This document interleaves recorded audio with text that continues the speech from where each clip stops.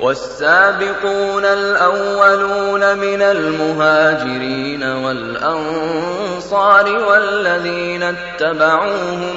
والذين اتبعوهم بإحسان رضي الله عنهم ورضوا عنه. حضرت علی المرتضی رضی اللہ تعالی عنہ. علی تھے بہادر چلو دیکھو خیبر، علی تھے بہادر چلو دیکھو خیبر، نہ مرعب نہ اس کی نشانی ملی ہے، نہ مرحب نہ اس کی نشانی ملی ہے، صحابہ کے در کی غلامی ملی ہے.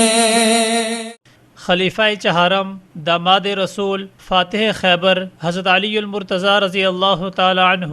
آپ کا نام علی، کنیت ابو الحسن اور ابو تراب، لقب شیر خدا. والد کا نام ابو طالب اور والدہ کا نام فاطمہ تھا. آپ 14 رجب عام الفیل کے 30 سال بعد پیدا ہوئے. حبیب مصطفیٰ صلی اللہ علیہ وسلم کے چچا زاد بھائی اور بچوں میں سب سے پہلے حلقہ بگوش اسلام ہوئے. 10 سال کی عمر میں اسلام قبول کیا. حضرت علی المرتضی رضی اللہ تعالی عنہ نے 13 سال مکہ مکرمہ میں ہی گزارے. آپ ہر وقت سرور کائنات صلی اللہ علیہ وسلم کے ساتھ رہتے.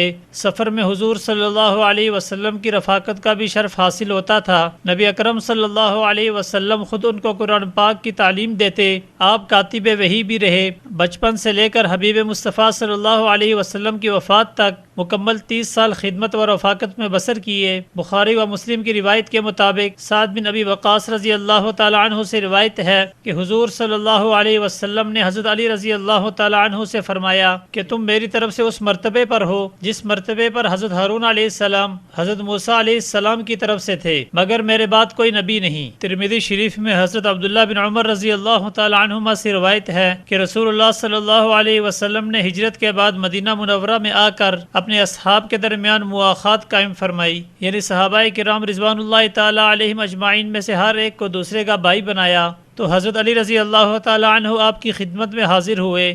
آپ کے دونوں آنکھوں سے آنسو جاری تھے. عرض کیا کہ آپ نے تمام اصحاب کے درمیان مواخات کا رشتہ قائم کیا اور میرا کسی کے ساتھ مواخات کا رشتہ قائم نہیں کیا. تو حبیب مصطفیٰ صلی اللہ علیہ وسلم نے فرمایا کہ تم میرے بھائی ہو، دنیا میں بھی اور آخرت میں بھی. خلافت راشدہ کے زمانے میں آپ حضرت ابوبکر صدیق اور فاروق اعظم رضی اللہ تعالی عنہما کے نہ صرف مشیر تھے بلکہ ان دونوں حضرات کے ساتھ اعتماد و محبت کا رشتہ قائم تھا، جس کی واضح دلیل یہ ہے کہ فاطمۃ الزہرا رضی اللہ تعالی عنہ کا نماز جنازہ پڑھانے کے لیے آپ نے ابوبکر صدیق رضی اللہ تعالی عنہ کا انتخاب کیا اور اپنی بیٹی ام کلثوم رضی اللہ تعالی عنہ کا نکاح حضرت عمر فاروق رضی اللہ تعالی عنہ سے کیا. حضرت عثمان رضی اللہ تعالی عنہ آپ سے اہم معاملات میں مشورہ لیتے. غزوہ تبوک کے علاوہ تمام غزوات میں شریک ہوئے. غزوہ بدر میں اپنے حریف ولید کا ایک ہی وار میں کام تمام کر کے مشرکین کی صفوں کو چیرتے ہوئے آگے بڑھے.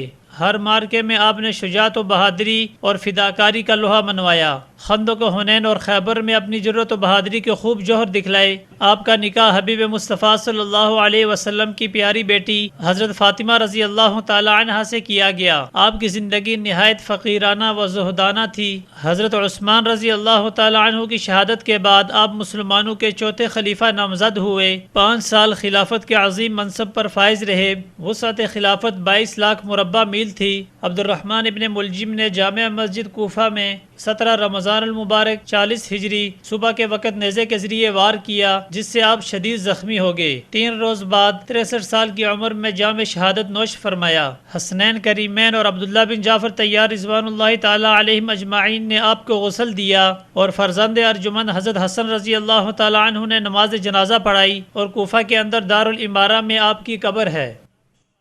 ایک جہاں میں ہر ایک مقام پر میرے صحابہ کھڑے ہوئے ہیں.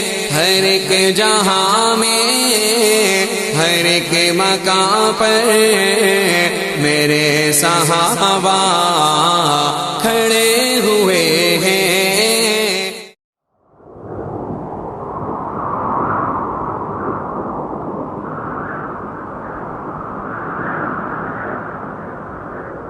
اخوت و محبت کا علم بردار وصال اردو.